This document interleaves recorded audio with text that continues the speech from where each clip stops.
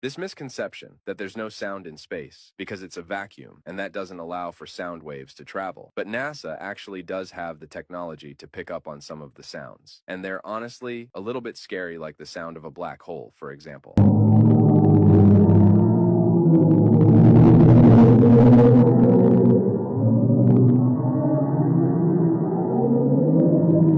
Or Mars wind and a Mars quake.